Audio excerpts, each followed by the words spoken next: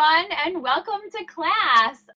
So, the title of this class is The First Three Things to Do with Your Silhouette. And we're just going to talk here in the beginning about the first two things. And then the third thing, we're going to actually get into the software and have some fun. So, the first thing to do with your silhouette, in my opinion, is to buy vinyl. And I know a lot of people plug in their machine, load the software, and think to themselves, okay, well, look at me right here. I have a whole stack of scrapbooking paper that I've collected over my, travels in crafting. Let me cut some paper first. And I always suggest that that's probably not the best place to start. In my experience, there are so many different weights of paper. You have your really thin paper, you have vellum, you have cardstock, you have chipboard. Even in the cardstock category, you have tons and tons of different weights of cardstock. So I would just be really careful with that because for each of those different weights, you're going to have to adjust your machine. And when you first get started adjusting your machine, you really don't even know where to start. Vinyl is so much easier. You pretty much just put it through. There's like one main thickness of vinyl. One setting is going to work for almost every brand of vinyl you put in there. So I always say to start with vinyl. The other reason why I encourage people to start with vinyl is, and some of you might know this, when you first get your mat, it is crazy sticky. Have you guys experienced that? Where you put the paper on and you put it through and it cuts really nicely, but when you try to pull it off of there, you're like half your paper is staying on your mat, it's ripping, it's fraying around the cut edge. So in my opinion, I think you should start with vinyl, and that's a good place, a good thing to start with. And little tip though, a lot of people, Nikki said it's a tug of war. It totally is. And you end up with like a perfect cut. And then you pull it off the mat and it's, distorted, it doesn't look right, and you're so frustrated. It's a hot mess. Yes, Jody, you're spot on with that. So one trick that you can do though is some people just take like an old t-shirt and just give your mat a couple pats a couple times, and it will get rid of almost like just enough stickiness that your mat will be good. Now, if you're like me, and as you guys get more experienced with your silhouette crafting, I kind of like to have a really sticky mat because sometimes I need that, especially if I'm cutting something that's like not a traditional thing to put through. So I kind of try to cycle my mats. I always try to have one that's really sticky and new, and one that's less sticky that's been used a little bit. And this way I have a mat that I can use for pretty much any medium I'm going to put through there. But you'll figure that out as you get more and more used to cutting with your machine. I do have a couple places where you can buy vinyl. And I just thought I would share some resources because that's always one of the first things people say is, okay, so where should I get this vinyl that I'm going to cut? So I'm going to put up some resources here. These are places where you can buy vinyl. And I am an affiliate for Silhouette. However, I am not for any of these other companies. I'm just sharing them with you because I have had personal good experience with them, or some of my students inside the Crafting Academy have. So these are great sites where you can buy vinyl online. Expressions Vinyl I have bought from, and US Cutter I have bought from. So these are some places, and what's nice too is Silhouette Vinyl comes in a limited amount of colors. At Expressions Vinyl, you can find, my goodness, every shade of every color that you could ever possibly want. So if you have a sign store in your town, sometimes they'll sell you vinyl by the roll, but what's also nice is that sometimes they'll save your scraps for you, save their scraps for you. And since they work on such large scale projects, a lot of times their what they consider scrap is like the perfect size piece of vinyl that you would use for your projects. So make friends with your local sign shop owner and ask if they'll save their scraps for you. That's a good resource. Angela said, can you get HTV at these places? I believe, let me take a look through my list, Angela. Expressions Vinyl, you can. Silhouette America, you obviously can. Those two, you can get HTV. There's another site called, I believe it's Heat Transfer for you or heat transfer vinyl for you. That's a good one. People get a lot of HTV from there. HTV is heat transfer vinyl. That's what you use to, is special vinyl you use that you're going to iron onto fabric. We're not going to talk too much about that today, but it is, I just got a heat press for Christmas, and so I am right now in love with HTV. That's it. Kimberly, thank you for sharing that link. It's heattransfervinylforyou.com. You can get a ton of different colors there. So I do want to scroll up and answer a couple questions real quick. Someone said, is it okay to use the Cricut mat? Of course it is. I don't use one, but everybody else seems to. It's totally fine. I'm not sure if they come in the same exact size or not, but I've heard a lot of people use them, so it's totally fine. Lucy, you've been through 3 mats since Christmas. That's a lot of mats, girl. Either you're using your machine a lot, or maybe you have to adjust your cut settings. And if you want to respond back to me in the chat. Oh, I've been busy. Okay. I got worried maybe you went through 3 mats because something was happening, like you were cutting through them or something. If you're using 3 mats because you've been busy, then I'm jealous. I wish I was going through that many mats. Let me see. Did I get all of the big questions that came through here? Cricut mats, went through your mats. Sharon says she tried cardstock and I had so many pieces. Yes. So, okay, we covered everything so far that I wanted to talk about for vinyl. And yes, you can actually re-sticky your mat. And Krylon makes a spray that you can use. The other thing people say is there any way that I can just kind of get more use out of my mat? And my trick is sometimes, like that top left corner of your mat gets a lot of use. So just give your mat a 180-degree turn. You can feed it through from the bottom. And then you'll use the opposite corner and it kind of evens it out a little bit too. And that's a good trick. If you're finding that you're not getting an even cut, it could just be that your mat is a little worn in areas.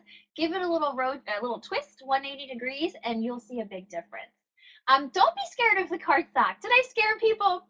Don't be scared of the cardstock. Just don't start with the cardstock. If you are a beginner and you want to, get confidence and feel like, yes, I can use this machine, start with vinyl. You'll be happier. And then make your second project the cardstock project. And it'll go a little bit better that way.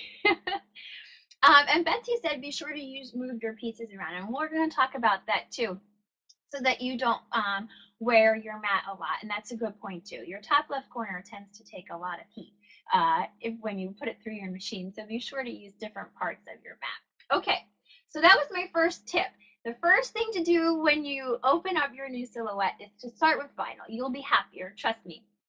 And so the second thing to do is to get some freebies. There are tons of sites where you can get free designs. And let's be honest here, the machine is expensive and the supplies can be expensive. Your designs don't have to be. So I have a list of 10 places where you can get free designs.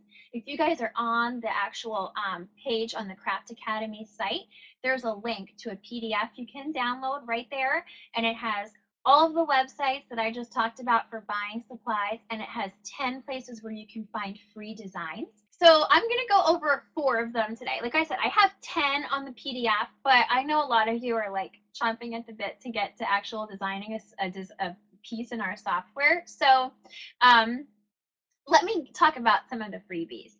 Okay, so Michelle, there is a full PDF with links to all 10, and I'm going to put 4 of my favorites up here. And again, aside from Silhouette, I have no affiliation with any of these sites. I just use their designs myself, so thought I would share them with you guys. So the first one is just the Silhouette online store. So the Silhouette online store used to have a ton of freebies. You used to be able to put in, I think it was the word original, and like 40 designs would come up. At Christmas time, they got rid of that. But they still do have a free shape of the week. And this one comes out every Tuesday. So you can set a reminder to yourself. You can sign up for their newsletter, follow their blog. They're usually pretty good about getting the word out. They usually make something with the free shape and then post a project around based around it. So, but the free one comes out every Tuesday and it's up for the whole entire week. So you can check that one out and make sure you get it. Site number 2 that I wanted to share is SVG cuts. Now, this one is a little trickier because they only come in through SVG files. So if you guys have the designer edition, you are totally fine and you can open it up in your software. If you don't have the designer edition, you won't be able to use these freebies. Let's see, but don't worry, there are some that there's a workaround. So we'll get to those. I have 2 more to share. The latest find. Okay, the latest find actually does not share SVG cuts, silhouette designs, anything like that. What's cool about the latest find, and if you guys are a Craft Academy member, you know, the latest find has background papers, like digital background papers for scrapbookers, and for free. And they make great backgrounds for your projects. So you can, some of them you have to download. She uses box.com sometimes. Um, and you can just give them a quick trace. They're really simple to trace because she uses basic cut or basic colors and straight lines. So they're really simple. And you can trace those and then use them in your designs. I use them all the time for backgrounds, for card making, for fabric inking. I use them a lot. So that's a good spot to check out. People are asking what are SVG cuts, and they are vector graphics. So they come to you with cut lines. They're just not a .studio file. So if you don't have the designer edition, you won't be able to open it inside of your software. And Shara is saying you can get the designer edition really cheap. It looks like you got it $15 cheaper than it is at the Silhouette store. Absolutely. There are sites where you can get it really, really inexpensive to the point where it's like 20 bucks. And if you're going to use a lot of SVG files, or if you like to use your Silhouette for a lot of scrapbooking, which you tend to use a lot of those kinds of files, it is totally worth it. Kimberly, what do I use? Do I use the print and cut, the backgrounds for print and cut? You absolutely could, yes. I use them a lot of times to make stencils for fabric inking. Actually, look right here behind me. Do you see that quatrefoil background that's on that piece of wall art that's right there? That's one of her designs. So I just downloaded it to my computer and traced it. And then I just cut it out of freezer paper, actually, and used it as a stencil to ink my fabric. You could use them, I've used them for HTV. In the Craft Academy, I guess it was last week, 2 weeks ago, we were doing a lot of HTV. So she has a really cute chevron pattern there. So I used the chevron to make like an oval background and then just put text across the front. So you can use them for a lot of things. The digital scrapbooking papers are really handy. Um, uh, Davida, you have DE, but you didn't know if SVG was for paper crafting only. I don't think it is. I actually don't do a lot of like traditional scrapbooking with my Cameo, and I use SVG files a lot. So if you can find a good deal for the designer edition upgrade, I think it's totally worth it. You can, like I said, you can get it for as little as 20, 25 bucks, and I think that it's a good bargain. You're gonna find out once you have it that you are going to get your money's worth out of it. Does that make sense? I was the kind of person too that always thought I don't really need it. I don't need it. But then once I got it, I thought, oh, it's a good thing I got it. Okay, and I have one more. And this one is like one of the most famous places to get designs. I know all of you will know her, MissKateCuttables.com. So a couple of things about Miss Kate. She has a freebie every day, and they are always awesome. Her design style is awesome. I use her stuff a lot in my personal work because unfortunately her freebies are only available for 24 hours. So if I'm going to use a freebie in the Craft Academy, I want everyone to be able to use it forever. So those are the kinds of designs I look for there. Unfortunately, with Miss Kate's, if you don't catch it in those first 24 hours, she is on to the next freebie and you miss it. So always check hers. And what's nice too is technically they are SVG files, but she also sends a JPEG. And anybody can open a JPEG in their Silhouette software and trace it. So with a little bit more work, everybody can use MissKateCuttables.com and her freebies. Okay, Michelle, you haven't mastered tracing yet. Trust me, tracing takes some practice. You will get it. The easiest, the best way to figure out how to trace things is to do it. And you start off really simple and you slowly work your way up to tracing harder and harder things. Okay, I think I covered all of the questions that came up during that time span. So, wow, I'm on top of things. And now we are on to number 3 of the 3 things you should do when you open your when you open your box. And we will then get started on a design. Let's see, will we be able to understand the SVG file thing when you start to do the Silhouette demo? Carol, I'm not using SVGs today, so you don't have to worry about it. In the Craft Academy and here in class, I don't like for any of you to have to pay extra to do anything with me, right? That's why I picked free fonts. To use in today's lesson. And I wouldn't ask that all of you had the designer edition. This is a free class, so you shouldn't have to pay more to get that. I do have it. So when I screen share, you will see that I have crosshairs that follow my mouse around inside my software. And that's just because I have the designer edition, but I don't do anything in today's demo that you need the upgrade for. You will all be able to do exactly what I'm doing. I did want to talk a little bit about fonts. I forgot to load those in. So whenever you download fonts, things can come along with it. And a lot of times when you go to these free font sites, there's like pop-ups and ads and all kinds of crazy stuff going on. So the first thing that I always do when I see something like that is close the tab and I will not download a font from there. I only download fonts from sites that either I've downloaded from before in the past or that other people have said, I downloaded this font right from this site. It's safe, I promise, because you don't want anything crazy to come along with it. And you'll also notice that sometimes they have ads that look like a download button, but they're really not the download button. So always look at the very fine print at the bottom of what's supposed to be that download button and make sure it doesn't say click this ad or you will be taken to a different site. Okay, just be careful. These 2 sites I download fonts from all the time and they're totally fine. Okay, so some people were saying though that they came through zipped, and so you need to unzip them. And this is one of those things where it's hard for me to walk through. I can't give directions for everybody, but you can unzip files usually just by right-clicking them. People tend to use WinZip, which you can get a 30-day free trial from if you want to try it right away. And that'll help you unzip it and then install it to your computer. For the most part, you like double click or right click on the name of the font inside your download folder and it'll say install.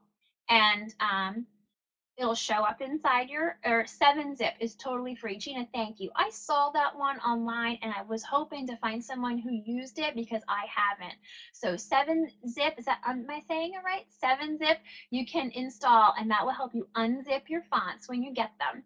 And the only other thing you have to remember is after you've installed them, you need to close down your Silhouette software and open it back up or else the font won't be there. And let's see, yes, if you right click and click extract, a lot of times that will work. See, this is why it's so hard because everybody can do different things. And this is where people get frustrated. I haven't even opened the software yet. So I promise, once you figure out how you're supposed to do it for your specific computer, this will be the easy part. I promise, I promise, I promise. So you guys are awesome. People are posting exactly how they do it on all of their computers. Unzip it, click install. You're absolutely right. You have to close your Silhouette software and reopen it spot on. So try a couple of these things. Try the 7-zip freebie.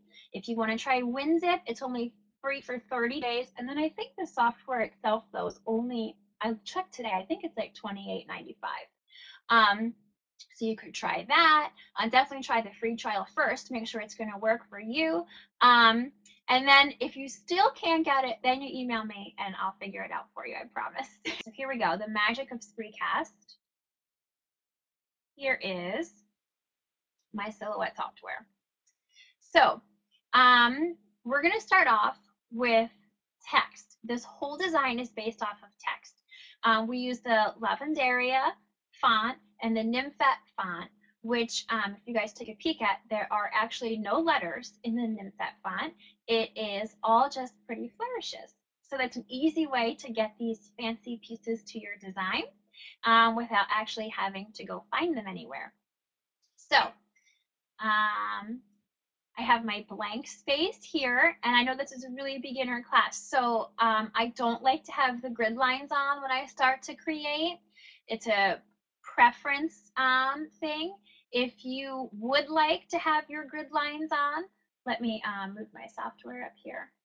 If you would like to have your grid lines on, you just go to View and then Show Grid, and there they appear.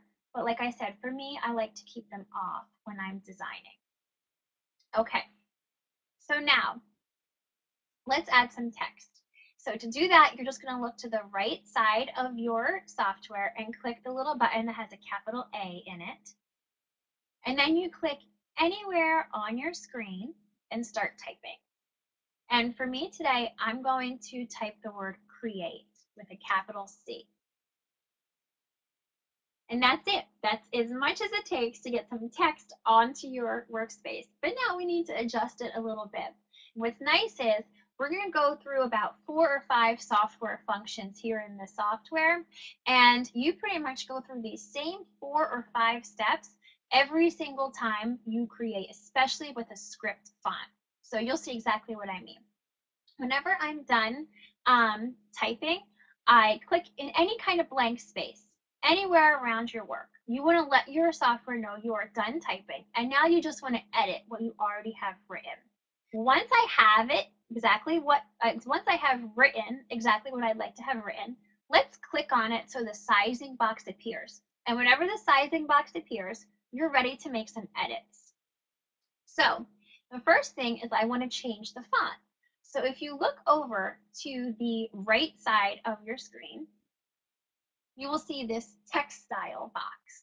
And up in the top where it says Arial, in my case, I'm going to click and I'm going to start to type the name of the font that I'd like to use. In my case, I want this to be the Lavendaria. And you see it automatically changes. Look back at my text already. It picks up on whatever font you'd like to use and changes it accordingly. Perfect. Okay, and now we're going to resize it. So the easiest way to resize it is to move your cursor to the bottom corner. I tend to always use the bottom right, but you can use whatever corner you'd like. You're going to click and hold down and just drag it to whatever size you want.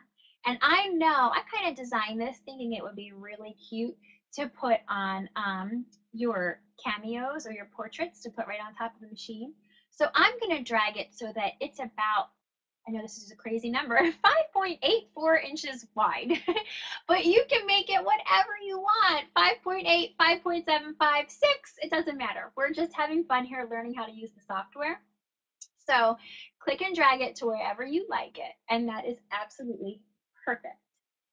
Okay, Angela, am I using script, regular, or delicate? I'm using delicate, actually. It looks like if I go up to the top right corner of my software, I'm using delicate, but and that's actually the only one that I have downloaded. That's the only one, yeah, the only Lavendaria that I have.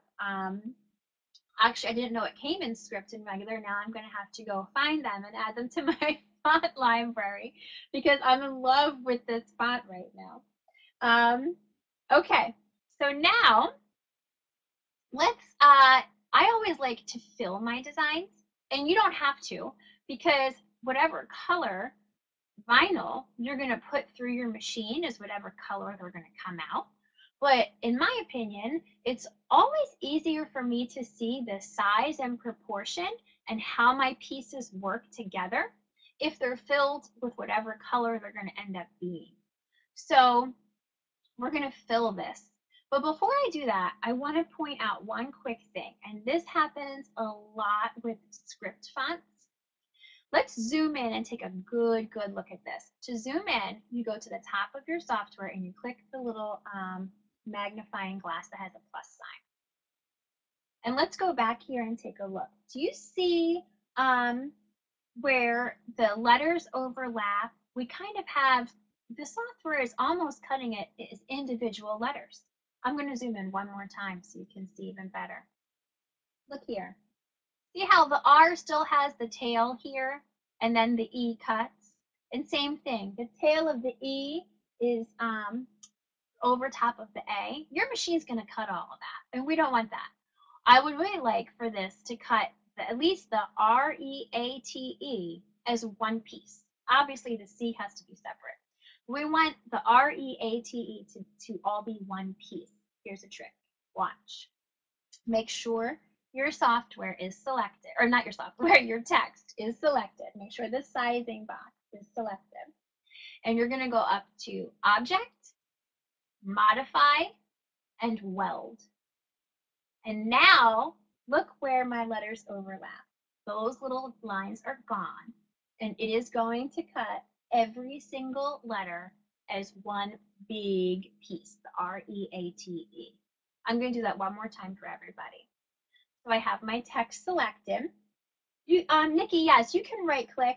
Some people, I don't often tell people to right click because some people aren't fans of it, and plus two, they like to know where the features are inside the software. But yes, if you want to right click and do these things, you absolutely can too. That's totally fine. Okay, so here they are as individual letters, and you can see that because where they overlap, I can still see their little tails over top of the letters.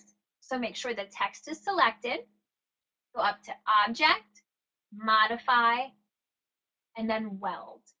And do you see now again? Those little tails have disappeared and it will cut the whole thing as one color. That's how we like it. Now let's fill it. Before I fill it, let's zoom out so you can see this whole thing again. So if to zoom in, we click the magnifying glass with the plus. To zoom out, let's just click the magnifying glass with the minus. There we go.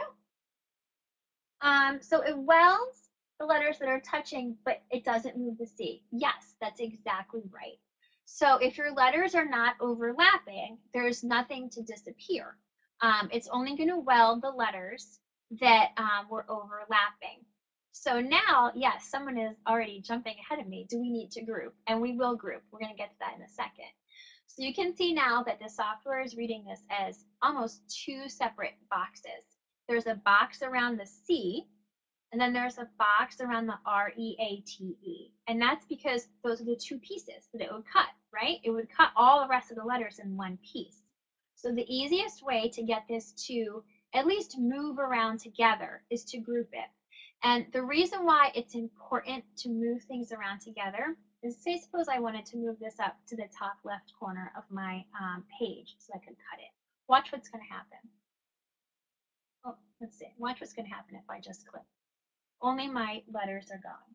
My C is staying put. Okay? So here's how you group them together so that the whole entire thing moves.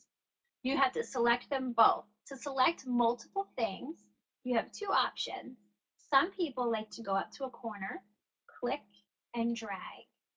And you'll see now there are boxes around both my pieces. The other way you could do it, let me click so nothing's selected. You can click one and then hold down shift while you click the other. And now they're both selected. So either way you want to do it, you want to make sure both pieces are selected. Go to the bottom left corner of your screen and click that box that says Group Selected Shapes. And now look, one big box around the whole thing. Now if I want to move it, it's all moving together. Perfect. So let's fill this with some color and it'll be a lot easier for you to see. Make sure it's selected. go up to your fill window, which is like a little paint bucket pouring out, and I'm going to make this black. And now you'll see there's our create. Perfect. That's a good question coming in. Kirsha is asking, can you scroll through your fonts? And you can. If you, when you are typing, let me go back to my text here. And let me just type in a new text down here. So if I type my name and then put the sizing box around it so it's ready to edit, if I go up here and change my font, you can look back and see that my name is changing along with it. So yes, you can scroll through the fonts and see what it's gonna look, what each of them is gonna look like written out. And again, I like to do that after I've already filled it sometimes because it gives me a better idea when they're filled if I like the way the letters are working together. Okay, so let me delete that real quick.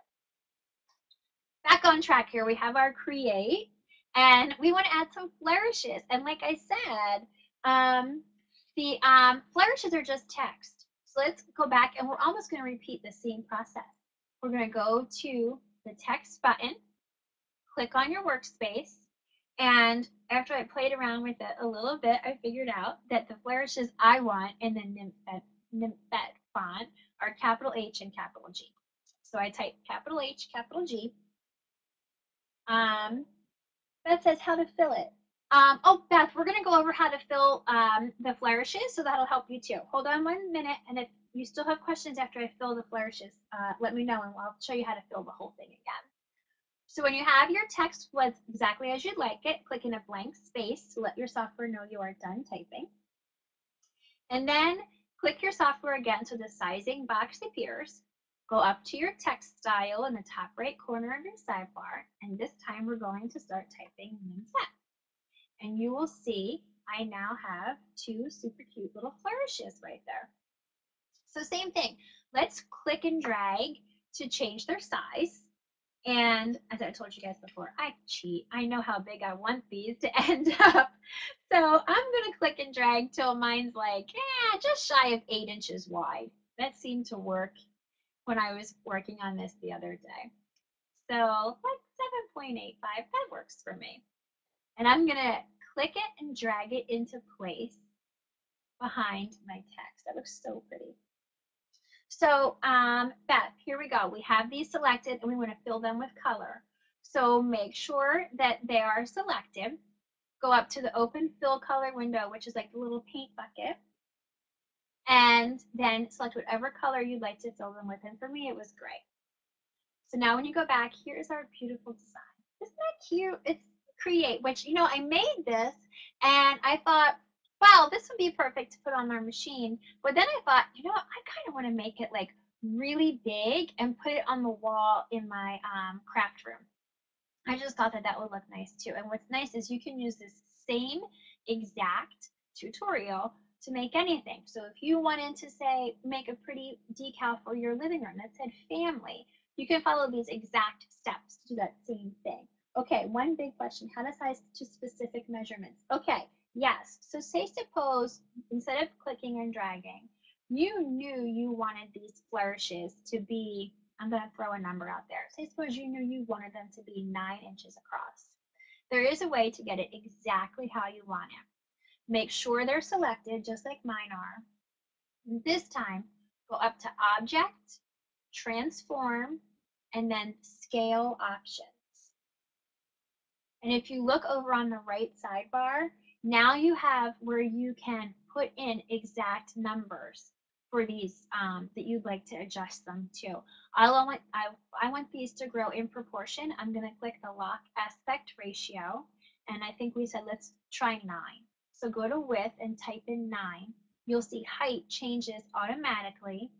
Click apply, and you can see your flourishes grow. The inches on the side of the measurements of the box itself, yes, and that's why some people get a little confused. So that box right now, let me zoom out so you can see. That box is saying 9 inches. Those flourishes are a little shy of 9 inches. At this point, if I really wanted to make sure that they were exactly 9, the other option you would have is to show your grid lines. Those are 1 inch apart, and make sure that they are definitely 9 inches across. Am I missing questions that are coming through? I can scale, but can't move the image. Nope, looks like Angela, you figured that one out. What else? We talked about changing it to specific size. Is there a way to thicken up a font? Kathy, there is. I wasn't going to cover it today because I know some people's heads are spinning. But there is a way, and you use the offset feature. And what that does is kind of create like an outline of whatever you have. You can play around with it a little bit. I don't want to go into it today. One, because we're already running short on time and I wanted to do this again. And two, I know people's heads are going to be spinning. But if you want to email me, I'll walk you through exactly how to fatten up that create if you want to. Let's see. Where are we as far as questions go? Do you weld the flourishes to the wording? You know what, Danielle? I don't. I'm going to give you some tips right now on how to cut this to make it really, really easy to get this perfectly lined up. So for me, I'm not going to weld them together, especially since if you did weld them together at this point, you wouldn't then be able to cut them out of 2 different colors, right? Because they would cut, like especially that capital C where it intersects with the flourish, it would become one cut. And you want it to cut out of 2 different colors. So we're going to have to actually send this through 2 times. Oh, thank you, Christine. We did actually just go over the offset feature in the Crafting Academy, Craft Academy. So that's why some of the crafting with your silhouette students, this is fresh in their minds. What else? Did I use a command to put the flourishes behind the word? Jean, I didn't, only because it doesn't really make a difference when I cut it, but I can right now. I'll show you how. You can make sure your flourishes are selected and oops, I lost my flourishes. There they are. Right click and you can go down. You should have an option for send to back. There you go. And now they're behind your create. Let's see. Did I cover all the questions that have been coming in? When you cut the word create, how do you cut the inside of the E and the A? I'm going to do that right now for you. Did I cover everybody else? I think I got it. Okay, so here's my trick to how I'm going to cut this and how I'm going to get it perfectly, perfectly lined up. I'm going to actually draw some X's on here and I'm going to cut them with every layer. And this sounds confusing. It's not. Watch.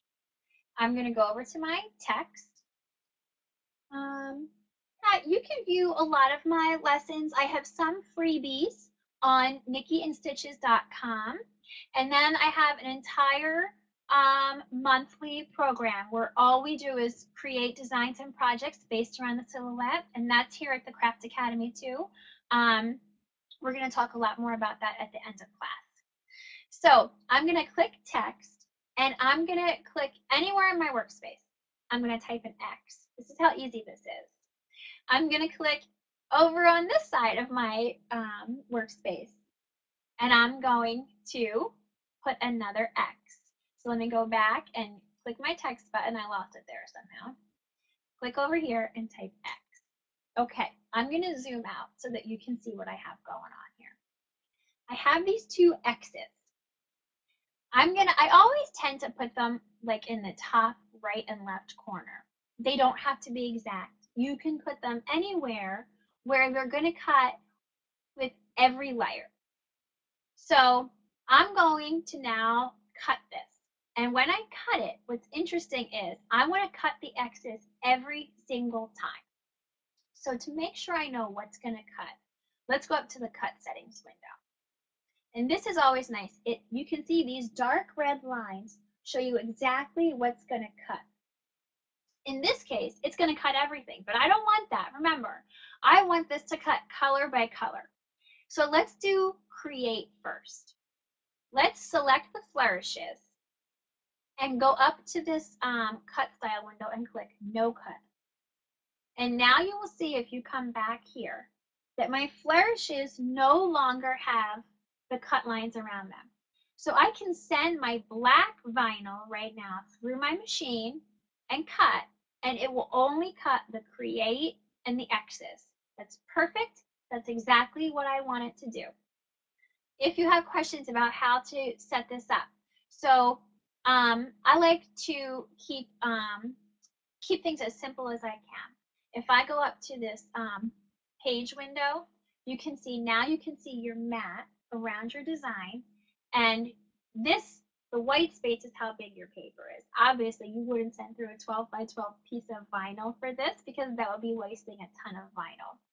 So we can move this whole, let's just leave it here to make it easy for everybody. But if I wanted to adjust how big the piece of vinyl was, say suppose I can save a little bit of vinyl. If I maybe switch this to 7 inches high, that's a little bit better. I wouldn't at least be wasting all of this down there. Um, okay, so I'm gonna send this through, and remember I adjusted it so only the X's and the create are going to cut. Do you see where your vinyl is on the top half of your mat here? That's exactly where you're going to put your vinyl on your mat. This gives you an exact picture of what your mat should look like before you put it through your machine. And Deb, to be honest, I try to save every square inch of vinyl. I would move this up a couple inches on my mat even and save a couple more inches above it. But to keep things simple, are there margins? You know what, Kathleen? Silhouette will tell you no, but I will tell you yes. Silhouette will tell you that you can cut a 12 by 12 square. I will tell you that you can cut an 11.8-inch square. So I would try to stay away from a 1/4 inch around the edge. Whenever I try to do that, I end up losing a piece of my design. So I always try to keep it at least within a 1/4 inch of the whole border of the cutting mat. Okay. All right. So let's pretend we're going to cut this because I know there are a lot of questions right now. If you're going to send this to your silhouette, you go up to send to silhouette, and you're going to change your settings. It just so happens that I had vinyl for mine this last time, but click the change settings. You want to select whatever medium you're sending through. In this case, we're going to select vinyl all the way down here. It automatically changes your settings for you. Now, I will be honest and say I always slow my machine down. It takes a lot longer, but I always slow my machine down. I slow it down always to a 2 or a 3. I just think I get a nicer cut. I've never once in my entire career, in my entire silhouetting life, ever changed the thickness. And people have told me that every machine is different, so you have to kind of get to know your machine. I must have gotten a nice machine because I have never ever had to adjust my thickness. You want to make sure that you have a cutting mat selected if you're going to put it on a mat. Technically, you don't have to put your vinyl on a mat. I always use a mat. Oh, perfect timing. Danielle, you just asked that question. I always use a mat. Um, the only time I don't is when I cut HTV, and it's really hard for me to not use the mat. I did it yesterday because I was cutting a really long wall decal, and it's just there's so much wiggle room there. Literally, there is so much wiggle room for your vinyl to kind of shift, and as soon as it gets out from underneath one of those white rollers, you're done. So I try to use a mat as often as I can. But you know what? There are a ton of people right here in this class right now that will tell you they never use a mat. So it's really a preference. And again, maybe it's different for every machine, but for me, I like my mat. I get nervous when I don't have it. And this tells you how to set your blade. So this silhouette suggests of number 2. Um, I always, to be honest, crank mine up a little bit, especially if my blade is dull. But I mean, not a lot. You don't want to cut through your mat. So like a 3 or a 4 is good, probably. Um, People are saying they like their 12 by 24 mat. I use my 12 by 24 mat a lot, and people are saying they only don't use a mat for HTV. So maybe I'm not. Maybe I am the norm. We'll see. And you would click cut. Okay, this is going to go through your machine, and you are going to get out a piece of black vinyl that has create and 2 X's cut. That is perfect, exactly what you want to happen. And now we need to cut the flourishes. So let's go back to the cut lines window. And again, you'll see the flourishes are not going to cut right now. Let's click on them, go up to the top right corner and click cut. And this time, let's click just the create and click no cut. And let's talk about what's going to happen here. So now at this point, what's going to happen here? You're going to send this through your machine. It's going to cut both of the X's and just the flourish. That's it. And you're going to send it through the machine the same exact way because it's the same vinyl. You don't need to worry about changing your settings. You can cut the piece of paper the same size. You want to cut the flourishes and the two X's and send them through your machine. Let's pretend like we all did that and we have two pieces of cut vinyl in front of us. And I'm going to, oops, I don't want to do that.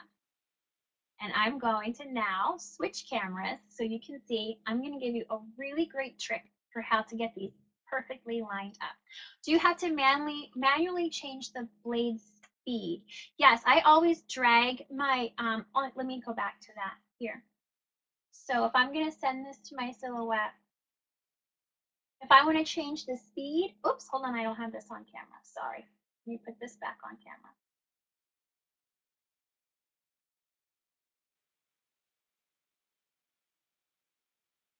There it is. Okay. So if I want to change my speed right now, I'm going to click it to click send silhouette and change my settings. And this slider here, if you clicked vinyl right now, see it's going to switch it to 8. That's what silhouette recommends. And I would just drag it down to a 2 or a 3. Does that help? Okay. So let's try this again. Let's pretend like you have both of those pieces cut, and we're going to go through how to weed them and how to get them perfectly lined up. I feel like oh, manually on the Cameo. No, you don't have to change the blade speed, but you do have to change the blade setting. So I have a blade right here, and you'll see there's the numbers around the bottom, and there's a little red dot on the white part. And wherever the red dot lines up, that's what setting your blade is on. So right now mine is on an 8. There is a little thing on your machine, like a little circle, and you put it in, and you can twist it to adjust the blade of setting. That you do have to change manually. Sorry, thank you, Jackie, for pointing that out to me. I was just about to say, I think I'm keeping up really well on the questions, and then that one threw me off. Am I keeping up okay on the questions? Are there questions about what I just did inside designing the software? Speak now or forever hold your peace. Seems like I did a pretty good job then. Okay. Then let's pretend we have the vinyl in front of us and let's do some cutting. Or I mean some weeding. We already did the cutting. Okay. So I've got some of these already cut. So when you send it back, which one will you actually cut? Both. Okay, Kirsha, I'm going to go over how to get the inside of the E and the A is already cut for you. You don't have to worry about that. Let me show you real quick on that. And so when you send it back, which one will you actually cut? Okay, let's go back into the software and talk for a minute because there are some questions. Let's do this one more time. Okay, so a couple things here.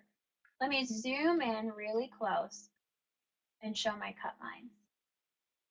So the question about how do you get the inside of the E and the A? Look right here on my screen. There is a dark red line that's around the whole outside of the E, and there's also a dark red line that's around the whole inside of the E. So it is going to cut the insides of these letters for us too. That is automatically taken care of. The question about will it cut both? It will not cut both when we have selected no cut for each of them.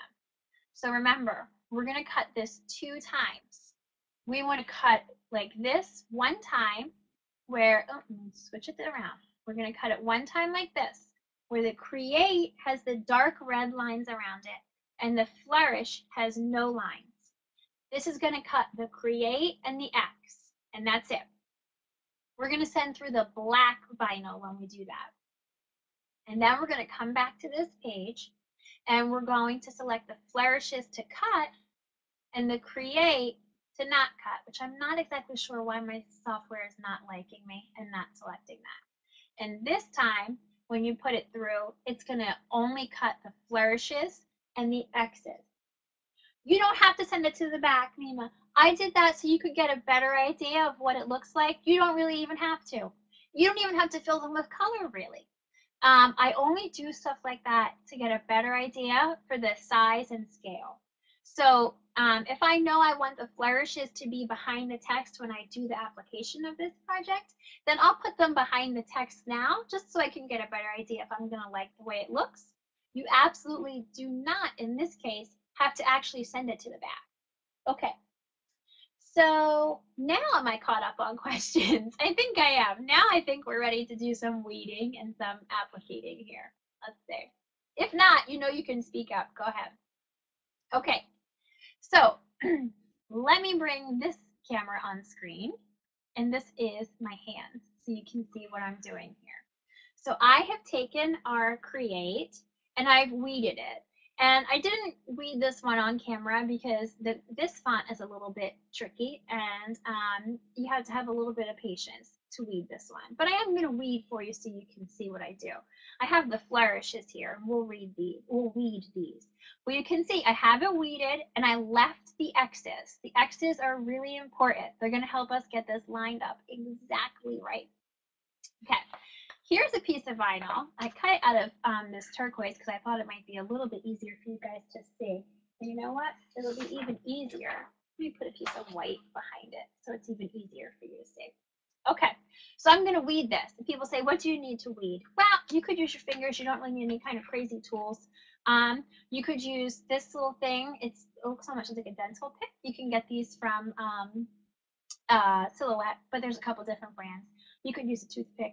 You could use a seam ripper, lots of things. You just want something that's a little bit pointy that you can go into a blank space and give it a little pull and peel back what the parts of your design that you want to take away. So I'm going to peel back everything except for those flourishes. Keep going, keep going. All the way across. And sometimes, like when I have a big piece like this, look at this, I've got a lot of vinyl coming up. I'll take a pair of scissors and just clip this off right now.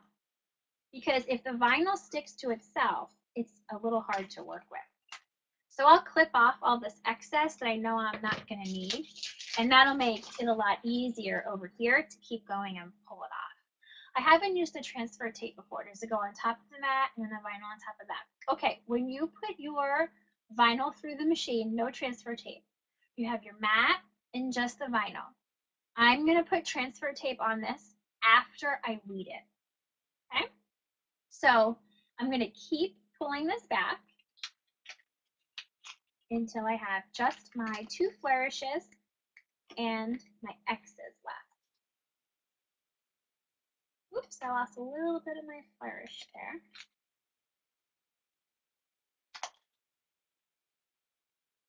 There we go. And if it comes out of place, a lot of times it's really easy to see. You can see a little bit of a cut mark on your on the backing of your vinyl. And you can kind of get it back into place. I'm going to try to get this guy back into place. Let's see if I can get it. Oops. There we go. That's good. Okay. Perfect. Just like that. Okay. So like I said, this is weeded, no transfer tape yet. I would do the same thing with my create. Weed it, leave your X's on the top. This actually already has the transfer tape on it. And what you're going to do is you just cut a piece, however big that you need to cover your whole design. I'm a big fan of clear transfer tape. You can buy this from Silhouette. You can buy it from a lot of the stores online that I mentioned at the beginning of class.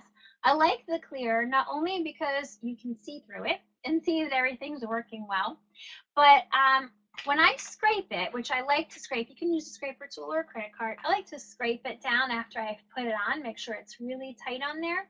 I feel like when I use the paper transfer tape, that tends to crease the bubbles don't tend to work out.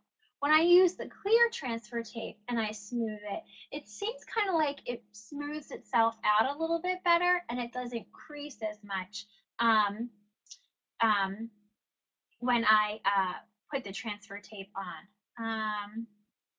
Oh, good question. Sorry. Someone said, what number do you cut for vinyl purchased that's maybe not Silhouette brand?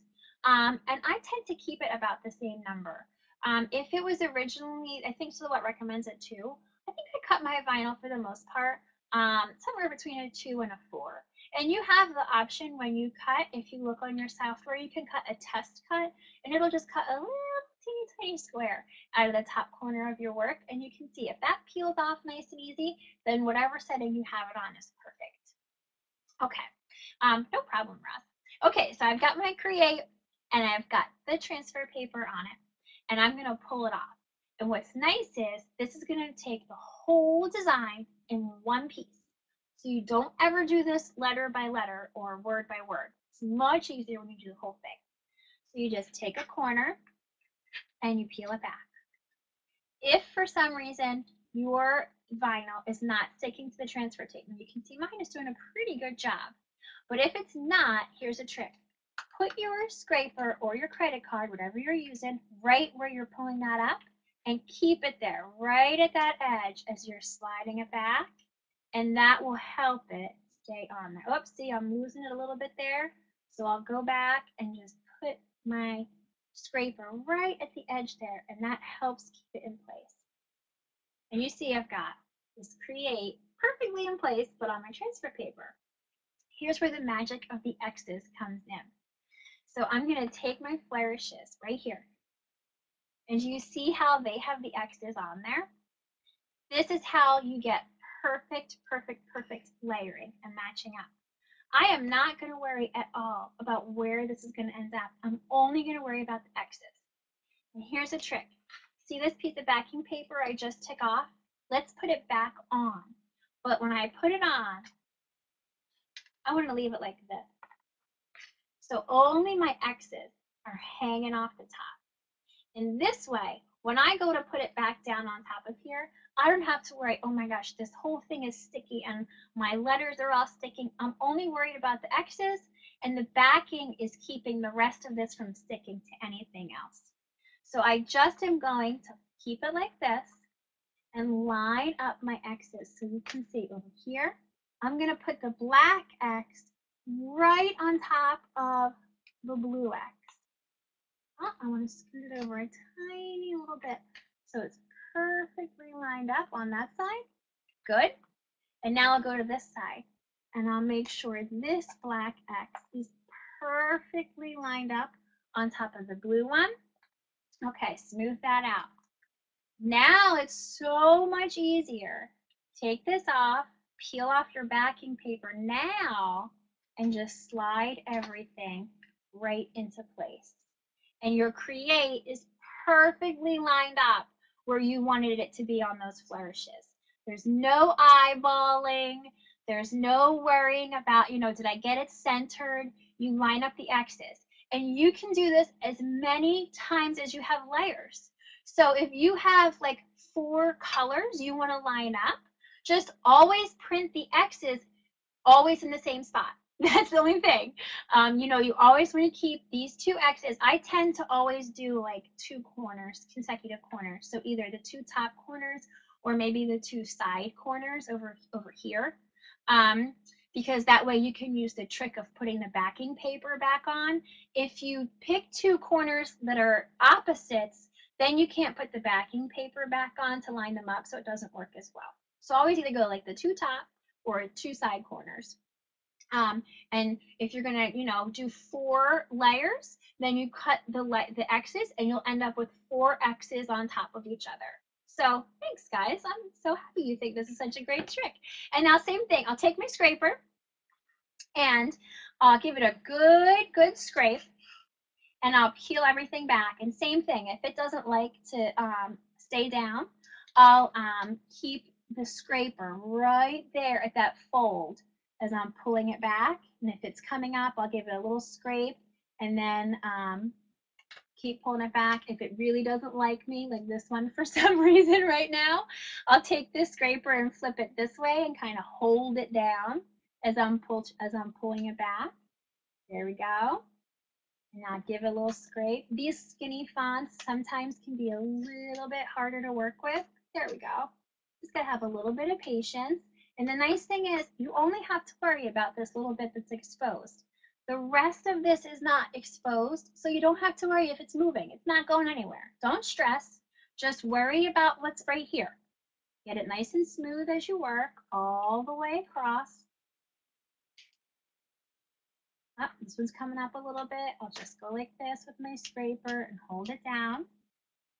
My little flourish here doesn't want to stay. You're going to get that back down, and you're going to go all the way across. And then once you have this perfectly down, get my R.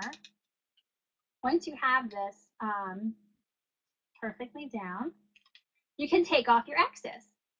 Oops, get my C there. There it goes. Perfect. So once you have, oops, I lost my flourish there. There we go. Once you have it all down, then you can just peel off the exes that you don't need anymore. And you have your first design. Yay! Let's see. Holly asks, have I heard some people using clear contact paper because it's cheaper? Yes. So Holly, there are definitely different types of tricks that you can use. Contact paper can be extremely sticky. Christina is absolutely right. What I tend to use is a medium weight tacky paper.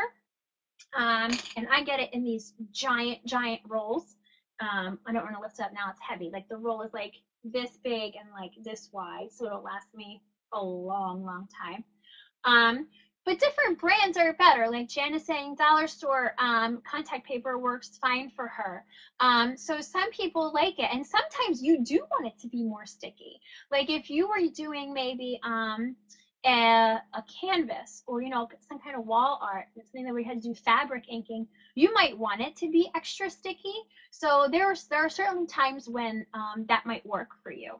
Walmart has a Duck brand clear laminate that works too. So Kimberly, there are so many different options. You can definitely experiment. What I tend to do before I jump in is I'll buy, like the smallest quantity I can of something.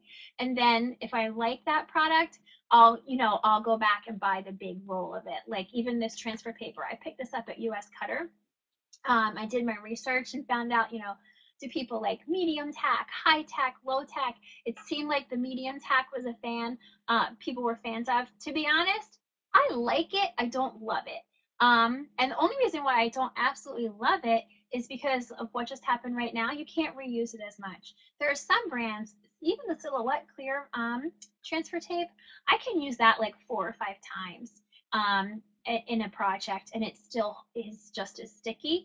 This one you can see I only used twice here, and it's not as sticky anymore. So if I wanted to transfer this onto this piece of paper, I would pull this transfer tape off and probably need a new piece to get it to stick really well and get onto the paper. So experiment. Are there any questions? I feel like I wowed a lot of you with the transfer trick with the X's, but I still worry about the software part of it because that's always the part that people struggle with. So I mean, speak up. It's you guys can ask anything that you like. I'm more than happy to go back and repeat. And I know Jen's been jumping in here for me a little bit. This you can rewind and rewatch as much as you want. Um, I have software figured out fairly well.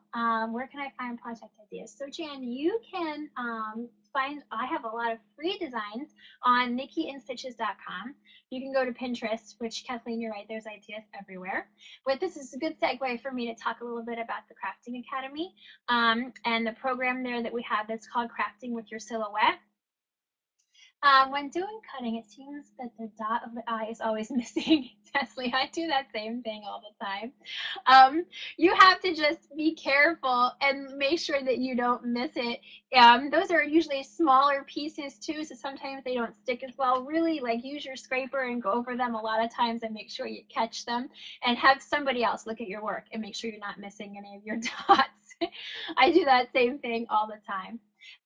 Sherry, I've never used Illustrator. I stick to just the Cameo because I'm a really firm believer that there's so much that you can do inside the Silhouette software that I really try to just stick to that. And I mean, to be honest, I've done countless projects, and there's never one time where I felt like I've needed a different program. But I mean, many of you do, and that's totally fine.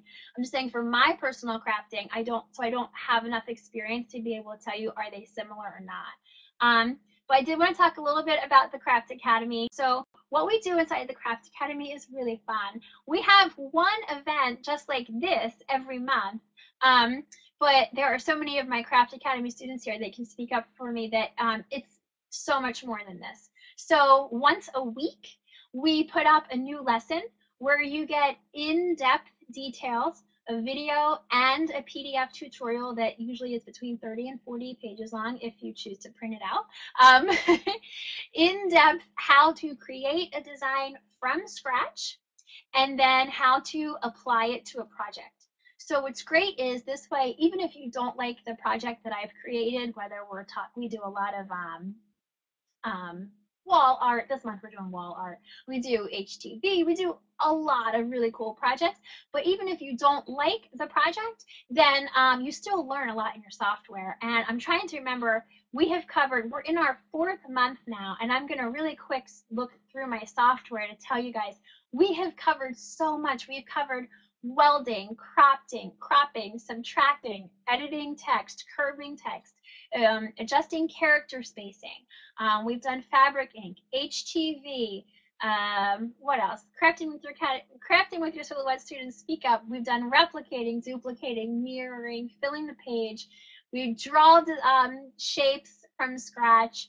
We are going to start doing some editing points. If any of my Crafting Academy students are here, look for that next week. We do so much stuff. So if you are interested, please click the link. There's a ton more information there.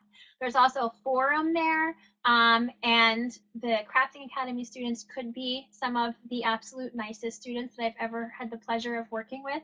They jump in and answer questions when I'm not available. Like I said, the forum there, everyone is so nice. People jump in and help before I even get a chance to sometimes. We share photos of what we make. It's really a lot of fun, and you, I promise, will learn a ton. Jackie, you're the best. You won't regret it. You're the sweetest. So this class will be available for replay forever. So if you miss something, and I'm really stressing that I think you guys are missing some of the software stuff because I know that's overwhelming and I know people are going to go back and have questions. So if you want to watch this again, the replay will be back up. You can come back and rewatch as many times as you would like. Pause, rewind. Don't ever be afraid to send me a question. Nikki at nikkiandstitches.com. Okay, so people are asking some questions. Let me just answer them real quick. Yes, past classes are archived, so they are always available. So what that means is if you sign up today, you have access to whatever was posted inside the class as of today. Past classes are archived, so we can see them if we all sign up. You got it. I'm always available through email. You got it. Fabric classes, yes, you got it. We did just fabric last week. We did a really cool inking thing with fabric, and we've also done some HTV and some sewing patterns. I feel like can I watch this again even if I'm not a member? Absolutely, Michelle. This is the free class, and so you can watch this free class as often as you would like. If we can't make the actual class time, they are always available, Jam, just like this one. This one will be available forever. And inside the Craft Academy, once you're a student there, they are always available too. Did I miss any questions? I feel like I'm Doing well as they come in. What about appliques? Jean, we did that last week. We did a really cute love applique on a fabric burlap background. And actually this month in class, because there were some questions that came in about how do I get such nice sewing around the edge of my applique. So on February 25th this month, I will be breaking out my sewing machine right here on the Spreecast, and I'm going to show you guys exactly how I do it. So yes, I do. I have cut appliques with it, and I really like it. Did I cover all of the questions? Jen, give me a heads up. Did I get everyone? I think I did. Past classes, we got that. Fabric classes, we got that. So if anybody has any more questions before we get going, no? One big, great big thank you to all of my Crafting with Your Silhouette students who helped out today. Jackie, thank you so much for answering questions and directing my attention to them. And of course, Jen, you are always the best. Thank you for helping me.